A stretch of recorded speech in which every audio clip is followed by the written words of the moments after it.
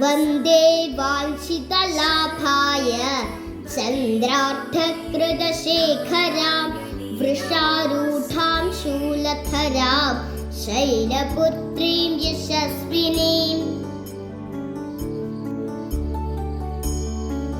നവരാത്രി മഹോത്സവം ഒന്നാം ദിവസം. ശൈലപുത്രി ഭാവം. 9 ദുർഗമാരിൽ ശൈലപുത്രിയാണ് പ്രഥമ അവതാരമായി കണക്കാക്കപ്പെടുന്നത്. ദേവി ഒരു കയ്യിൽ ശൂലവും മറുകൈയിൽ താമരയും ഏന്തി നിൽക്കുന്നു. കാളയാണ് വാഹനം. പരാശക്തിയായ ദേവി സതി എന്ന പേരിൽ ദക്ഷന്റെ പുത്രിയായി ജനിച്ചു. കുട്ടിക്കാലത്ത് കടുത്ത ശിവഭക്തയായിരുന്നു. മുതിർന്നപ്പോഴും ദേവി ശിവനോടുള്ള അടങ്ങാത്ത ഭക്തി നിലനിർത്തുകയും തന്റെ വരനായി ലഭിക്കുന്നതിനായി കടുത്ത ആരാധനകൾ അനുഷ്ഠിക്കുകയും ചെയ്തു. ഇതിൽ സംപ്രീതനായ ശിവൻ പ്രത്യക്ഷപ്പെട്ട ദേവിക്ക് വരം നൽകുകയും ദേവിയെ ഭാര്യയായി സ്വീകരിക്കുകയും ചെയ്തു. പക്ഷേ ദക്ഷന് ഇത് ഇഷ്ടമായില്ല. ശിവനെ ഭർത്താവായി സ്വീകരിച്ചതിൽ ദക്ഷന് സതിയോട് വെറുപ്പമായിരുന്നു.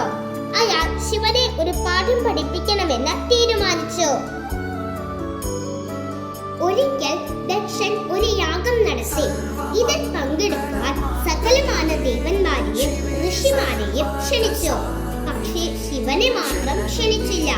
സതിക്ക് തന്റെ ഭർത്താവിനെ അപമാനിച്ചത് സഹിക്കാൻ കഴിഞ്ഞില്ല.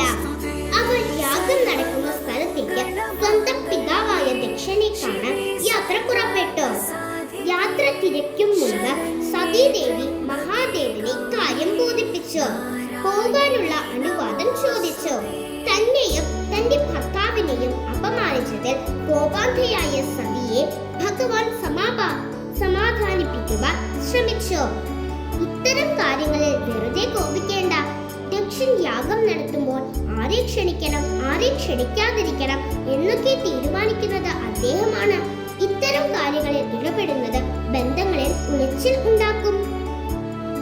സതിയുടെ കോപം അടങ്ങിയില്ല. ഒടുവിൽ ദേവിയുടെ നിർബന്ധത്തിന് വഴങ്ങി സതിക്ക് യാഗസ്ഥലത്തേക്ക് പോകുവാൻ ഭഗവാൻ അനുമതി നൽകി.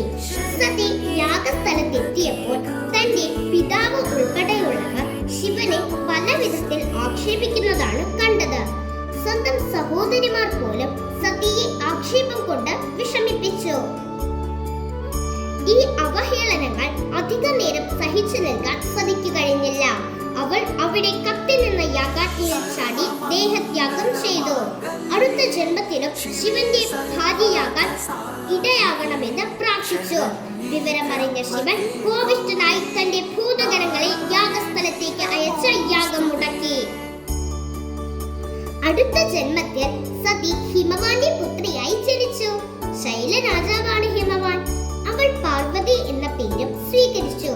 പാർവതി ശിവനെ ഭർത്താവായി കെട്ടുവാൻ കഠിനവും തീവ്രവുമായ തപസ് അനുഷ്ഠിച്ചു. തപശക്തി കൊണ്ട് ശിവഭഗവാനെ പ്രത്യക്ഷപ്പെടുത്തുകയും ഭഗവാന്റെ പത്നിയായി സ്വീകരിക്കപ്പെടുകയും ചെയ്തു. പരാശക്തിയായ അമ്മ ഭഗവതിയുടെ 9 അവതാരങ്ങളിൽ ഏറ്റവും പ്രധാനപ്പെട്ട അവതാരം ഇതാണ്. നവരാത്രിയുടെ പ്രഥമ ദിനത്തിൽ ശൈലപുത്രിയെ മാത്രമാണ് ആരാധിക്കുന്നത്. ഏവർക്കും ശൈലപുത്രിയുടെ അനുഗ്രഹം ഉണ്ടാകട്ടെ.